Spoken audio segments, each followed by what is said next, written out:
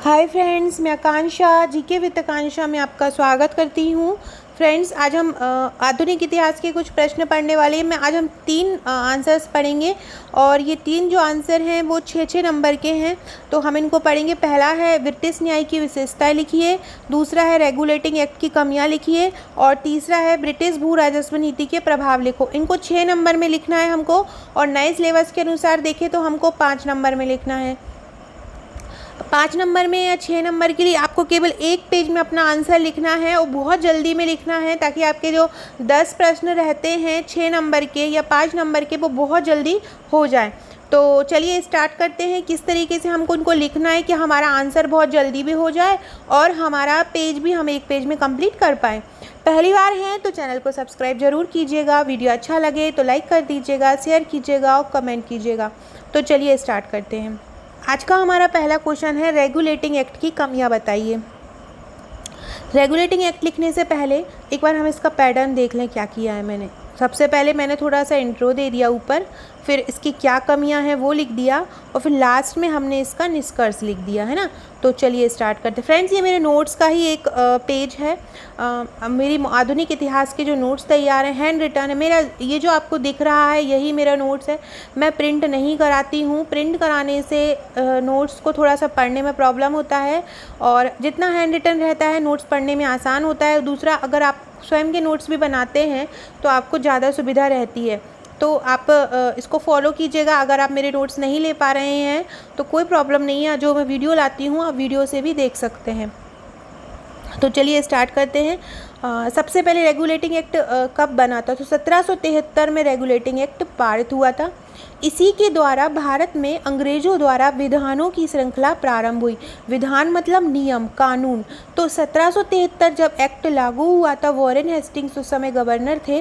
तो तब जब ये लागू हुआ था उसी के बाद में ही भारत में विधानों की श्रृंखला आरंभ हुई, मतलब नियमों की श्रृंखला आरंभ हुई। किसके द्वारा पारित हुआ? ये वॉरेन हेस्टिंग्स के द्वारा हुआ। कौन थे? ये बंगाल के गवर्नर थे। तो हमने सबसे पहले ये 3 लाइन इंट्रो में लिख ली हैं। कौन कौन सी? 1773 में पारित हुआ, इसी के द्वारा भारत में अंग्रेजों द्वारा विधानों की श्रृंखला आरंभ हुई और वॉरेन हेस्टिंग्स द्वारा ये पारित हुआ। अब हम इसके क्या लिखेंगे? कमियाँ। इसकी कौन कौन सी कमियाँ रहीं? नंबर 1 कमी थी कि भारतीयों पर अंग्रेजी कानून थोपने का प्रयास किया गया। भारतीय जो थे उन पर अंग्रेजी जो कानून थे उनको थोपने का प्रयास किया गया। निश्चित कानून की व्यवस्था नहीं की गई। मुंबई और मद्रास गवर्नर को पर्याप्त शक्ति नहीं दी गई। पहला, भारतीयों पर अंग्रेजी कानून थोपने का प्रयास किया। दूसरा, निश्चित कानून की व्यवस्था नहीं की गई। भारतीयों पर जो कानून, अंग्रेज़ों ने जो कानून बनाए थे, तो इस ये एक्ट आया था तो इसने क्या किया था कि जो अंग्रेज़ों ने जो नियम बनाए थे, भारतीय अगर मानते नहीं थे तो उनको ज़बरदस्ती उन पर थोपा जाता था। कोई एक नया निश्चित कानून नहीं बनाया गया, बदलते रहते थे। तो निश्चित कानून की व्यवस्था नहीं की गई। मुंबई और मद्रास के जो गवर्नर थे, जो ये बड़े क्षेत्र थे उस समय, तो मुंबई और मद्रास के जो गवर्नर थे उनको पर्याप्त शक्ति नहीं दी गई थी। नेक्स्ट है उच्च न्यायालय के निश्चित कार्य का उल्लेख। जो उच्चतम न्यायालय था उसके क्या कार्य हैं, इस कार्य के बारे में इस एक्ट में कोई भी उल्लेख नहीं था। नेक्स्ट है काउंसिल के सदस्यों को निश्चित कार्य क्षेत्र का उल्लेख नहीं था। जो काउंसिल मतलब जो परिषद के सदस्य थे उनको भी कोई निश्चित कार्य नहीं दिया गया था। परंतु उपरोक्त कमियों के साथ ही यह पहला कानून था जिसमें कंपनी शासन पर संसद के नियंत्रण की शुरुआत हुई। उपयोग इतनी सारी कमियां थी, इसके बाद भी यह पहला कानून बना जिसने कंपनी शासन पर संसद के मतलब कंपनी ने संसद के नियंत्रण आरंभ करना स्टार्ट किया। यह ब्रिटिश अधिकृत भारत का पहला संविधान बना। यही ब्रिटिश अधिकृत जो भारत है उसका पहला संविधान बना। तो सबसे पहले हमने जो रेगुलेटिंग एक्ट की कमियां अगर आया, सबसे पहले हमने ऊपर इसका इंट्रो लिख दिया, किसके द्वारा लागू किया ये लिख दिया, फिर उसकी थोड़ी सी कमियां लिख दी और लास्ट में हमने इसका कंक्लूजन या निष्कर्ष लिख दिया कि इसका निष्कर्ष क्या है। तो हमने इस प्रकार से अपना ये आंसर कंप्लीट किया। इस प्रकार से करेंगे। देखा, हमारा एक पेज है, इस एक पेज में हमने अपना इंट्रो भी दे दिया है, हमने जो उन्होंने हमसे पूछा था हमने वो भी बता दिया है और हमने लास्ट में कंक्लूजन भी दे दिया है। नेक्स्ट क्वेश्चन है कि ब्रिटिश भू राजस्व नीति के प्रभावों को समझाओ। फ्रेंड्स, ये भी मेरे नोट्स का ही एक भाग है। आप लोग अगर कोई जॉब में हैं, गवर्नमेंट जॉब में हैं या प्राइवेट जॉब करते हैं, आपको नोट्स बनाने में प्रॉब्लम हो रही है, आप नोट्स नहीं बना सकते हैं, तो इसके लिए आपके मेरे नोट्स बहुत अच्छे रहेंगे, क्योंकि मेरे नोट्स पूरे हैंड रिटन हैं और प्रश्न उत्तर श्रृंखला में हैं। और साथ ही साथ मैं आपको एक पेड ग्रुप भी दूंगी, जिसमें आपको मेंस के एग्ज़ाम तक नए नए आंसर्स दिए जाएंगे, नए नए टॉपिक दिए जाएंगे, आंसर फ्रेमिंग दी जाएगी, जिससे आपको एग्ज़ाम तक प्रेशर ना पड़े और एक एक दो दो क्वेश्चन करके आपका जो तैयार कर रहे हैं आप आंसर, वो अच्छे से तैयार होता रहे। ब्रिटिश भू राजस्व नीति के प्रभावों को समझाओ। तो ब्रिटिश भू राजस्व नीति, 3 भू राजस्व नीति मेनली जो सामने आई थी। सबसे पहली थी स्थायी बंदोबस्त, दूसरी थी महालवाड़ी बंदोबस्त और तीसरी थी रैयतवाड़ी बंदोबस्त। स्थायी बंदोबस्त जो जमींदारी प्रथा भी जिसको हम बोलते हैं, महाल मतलब जो पूरा किसान, एक किसान को दे दिया जाता था, रैयतवाड़ी पूरा गाँव को दे दिया जाता था। तो इस प्रकार से स्थायी बंदोबस्त, महालवाड़ी बंदोबस्त और रैयतवाड़ी बंदोबस्त 3 प्रकार की भू राजस्व व्यवस्था उस समय अंग्रेजों के समय की गई थी। इनका उद्देश्य क्या था? तो इनका उद्देश्य था ब्रिटिश साम्राज्यवादी हित को पूरा करना। ब्रिटिश के जो साम्राज्यवादी, ब्रिटिश लोगों के जो उनके हित थे, जिससे वो अपने साम्राज्य को बढ़ा पाएँ, इन नीतियों के द्वारा उनका यही उद्देश्य था कि वो अपने साम्राज्यवादी हित को पूरा कर पाएँ, क्योंकि इन्हीं राजस्व नीतियों के द्वारा अंग्रेजों को पैसा मिलता था और इसी पैसे के द्वारा ही वो अपने साम्राज्य को बढ़ा सकते थे। अब इसके प्रभाव क्या रहे? इसके प्रभाव हम सकारात्मक देखते हैं और नकारात्मक देखते हैं। सकारात्मक इसके प्रभाव कौन से रहे?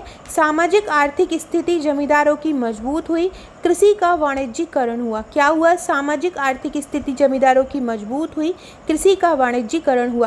फ्रेंड्स, ये मेरा नंबर है, आप इस पर मुझे व्हाट्सअप करके नोट ले सकते हैं या मेरे व्हाट्सअप ग्रुप से जुड़ सकते हैं। तो जो नीतियों थी उनके नकारात्मक जो परिणाम थे वो ज़्यादा सामने आए थे। फिर भी जो 2-3 सकारात्मक परिणाम है वो यही है कि सामाजिक आर्थिक स्थिति जमींदारों की मजबूत हुई, नॉर्मल इंसानों की कोई मजबूत नहीं हुई थी, केवल जो जमींदार थे उनकी मजबूत हुई थी। कृषि का वाणिज्यीकरण हो गया था, कृषि बड़े स्तर पर होने लगी थी। फिर इसके नकारात्मक हम देखते हैं तो भूमि का विखंडन हो गया, अलग अलग भूमि बांट दी गई, तो जो एक हिस्से की भूमि थी वो अलग अलग छोटे छोटे टुकड़ों में टूट गई, तो भूमि का विखंडन हुआ, जिसके कारण मुकदमेबाजी बढ़ी। अब लोगों के पास ज़मीन नहीं है, जमींदारी के लिए पैसा देने, जमींदार को पैसा देने के लिए नहीं है, तो लोग ऋण लेने लगे, तो इसके कारण ऋणग्रस्तता बढ़ गई। अब ऋणग्रस्तता बढ़ गई तो अब क्या करें? तो अब गेहूँ चावल से तो हम पैसे नहीं चुका पा रहे हैं, तो क्या हुआ? अंग्रेज़ों ने नकदी फसल का बोलने लगे, तो हम खाद्यान्न फसलों की जगह नकदी फसल उगाने लगे, तो नकदी फसलों का उत्पादन हुआ, जिसके चलते खाद्यान्न में कमी आई और आत्मनिर्भर जो किसान था, आत्मनिर्भर जो व्यक्ति था, वो आत्मनिर्भरता समाप्त हो गई। तो ये इसके जो है नकारात्मक परिणाम रहे। तो इस प्रकार से हमने ये आंसर लिखा। अब हम इसका निष्कर्ष देखते हैं। निष्कर्ष था नकारात्मक प्रभाव ज़्यादा थे और निर्धनता बढ़ी। तो इस प्रकार से हमने ब्रिटिश भू राजस्व नीति क्या है वो लिखा, उद्देश्य क्या है वो लिखे, प्रभाव सकारात्मक, नकारात्मक, और फिर हमने लास्ट में इसका निष्कर्ष लिख दिया। इस प्रकार से हमने एक पेज में हर वो चीज़ लिख दी जो इस टॉपिक से संबंधित थी और हमने शॉर्ट तरीके से लिख दिया, तो हमारा आंसर भी अच्छा दिखने लगा। हमने थोड़ा छोटा सा फ्लो डायग्राम बना दिया, फ्लो चार्ट बना दिया, तो इससे और आंसर खूबसूरत लगने लगा। अब हम बताएंगे ब्रिटिश न्याय की विशेषताएं क्या लिखी। ब्रिटिश न्याय की विशेषता भी हमको 6 नंबर में लिखना है। कैसे लिखेंगे? तो भारत में वारेन हेस्टिंग्स के द्वारा दीवानी और फौजदारी न्यायालयों की नींव डाली गई। किसने डाली? वॉरेन हेस्टिंग्स ने डाली, दीवानी और फौजदारी न्यायालयों की, जिसमें कॉर्नवालिस और लॉर्ड बेंटिंग के द्वारा बाद में सुधार किए गए। जो स्टार्टिंग की थी, नींव डाली थी, वो किसने डाली थी? वॉरेन हेस्टिंग्स ने डाली थी, दीवानी और फौजदारी न्यायालयों की। कॉर्नवालिस और लॉर्ड बेंटिंग के द्वारा इसमें सुधार हुए। तो उस विशेषता इसकी क्या क्या है?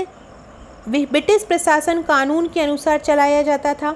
व्यक्तिक इच्छा का इसमें कोई महत्व नहीं था, मतलब व्यक्ति की इच्छा का कोई महत्व नहीं था। कानून के सम्मुख समान थे सभी लोग। कानून के द्वारा प्रजा के अधिकारों और जिम्मेदारियों को परिभाषित किया गया। कुछ हद तक व्यक्तिक स्वतंत्रता की गारंटी दी गई, लेकिन कहा गया है लेकिन दी नहीं गई थी। क्या हुआ? क्या था इनका? एक बार और सुन लीजिए। ब्रिटिश न्याय की विशेषताएं जो उन लोगों के अकॉर्डिंग थी कि ब्रिटिश जो प्रशासन है वो कानून के अनुसार चलाया जाता था। व्यक्तिक इच्छा का कोई महत्व नहीं था। कानून के सम्मुख समानता थी। ये गलत है बिल्कुल, अंग्रेजों को ज़्यादा बड़ा बताया जाता था। कानून के द्वारा प्रजा के अधिकारों और जिम्मेदारियों को परिभाषित किया गया। कुछ हद तक व्यक्तिक स्वतंत्रता की गारंटी दी गई, परंतु उपरोक्त विशेषताएं व्यवहारिक रूप से लागू नहीं हुई थी। जो मैं अभी आपको बता रही थी कि ऐसा बोला गया था कि ये होगा, लेकिन प्रैक्टिकली देखा जाए तो ये कोई भी व्यवस्था लागू नहीं हुई थी, त्रुटिपूर्ण थी। क्या क्या हुआ, उसके अलावा भी अन्य पक्ष अगर हम देखे जाएं तो औपनिवेशिक हित इसमें डाले गए, मतलब उपनिवेश जो उन्होंने बना रखे थे, हमारे कॉलोनी बना रखी थी हमारे भारत को, उसमें उनका हित हो वो ज़्यादा इसमें ध्यान रखा गया। महंगा न्याय व्यवस्था हो गई, अन्याय हुआ तो ये त्रुटिपूर्ण कानून हो गए। औपनिवेशिक हित, महंगा न्याय, अन्याय, ये इसके अन्य पक्ष थे। तो इस प्रकार से हमने ब्रिटिश न्याय की विशेषताएं लिखी। ब्रिटिश न्याय किसने आरंभ किया, किसने इसको सुधार किए, फिर उसकी क्या विशेषताएं थी, क्या उसका नकारात्मक परिणाम थे। तो इस प्रकार से हमारा ये आंसर भी कंप्लीट हुआ। इस प्रकार से फ्रेंड हमने आज अपने 3 आंसर किए, 3 पेज में कंप्लीट किए। ऐसे ही आपको करना है, इनको अपनी कॉपी में नोट डाउन कर लीजिएगा और अच्छे से याद कर लीजिएगा जो आप पढ़ रहे हो। जो मैं नए नए क्वेश्चन लेके आती हूँ और फ्रेंड्स जो मैं क्वेश्चन लेके आती हूँ वो बहुत ज़्यादा इम्पोर्टेंट रहेंगे, वही आपके एग्ज़ाम में आएंगे। कृपया करके प्लीज़ भेड़चाल में ना पढ़ें, फालतू चीज़ों पे ना ज़्यादा किताबों में इधर उधर ना भागें। जो मेन है प्रीवियस ईयर्स के पेपर देखें, उनसे संबंधित क्वेश्चन देखें, उन्हीं को अच्छे से तैयार करें। दूसरी चीज़ों के पीछे भागोगे तो वो भी नहीं कर पाओगे जो आपके पास है, तो उन्हें अच्छे से कीजिए और अपना 100% दीजिए। टाइम के अकॉर्डिंग लिखना स्टार्ट कीजिए कि आप कम टाइम में पूरा पेपर सॉल्व कर पाएँ।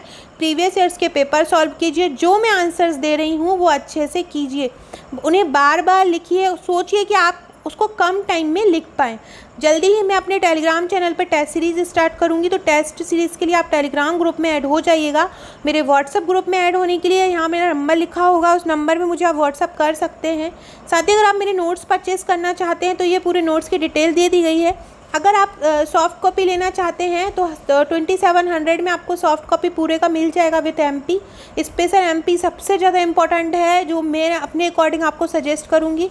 साथ ही अगर आपको हार्ड कॉपी लेना है तो 4499 में आपको पूरा हार्ड कॉपी आपके घर तक पहुंच जाएगा, तो आप ये ले सकते हैं। इसमें मध्य प्रदेश के सभी टॉपिक होंगे और ये पूरा सॉफ्ट कॉपी में तैयार रहेगा। इसके अलावा फ्रेंड्स ये मध्य प्रदेश का पूरा पार्ट रहेगा, जो 4 PDF में इन पूरे पार्ट्स को मैं कवर करूँगी। इसमें अलग अलग जो टॉपिक हैं, जो भी हमारे सिलेबस में है, वो हर टॉपिक मध्य प्रदेश का है, वो आपका नोट्स में कवर रहेगा। और MP का PSC के एग्ज़ाम में सबसे ज़्यादा पार्ट मध्य प्रदेश का ही है, मध्य प्रदेश के ही सबसे ज़्यादा प्रश्न आते हैं, तो आपको यही बहुत अच्छे से रट डालना है। सो फ्रेंड्स वीडियो अच्छा लगा हो तो लाइक ज़रूर कीजिएगा, शेयर कीजिएगा। ज़्यादा लोग देखेंगे तो मैं ज़्यादा वीडियो ला पाऊँगी और मुझे भी अच्छा लगेगा। So friend okay, thank you.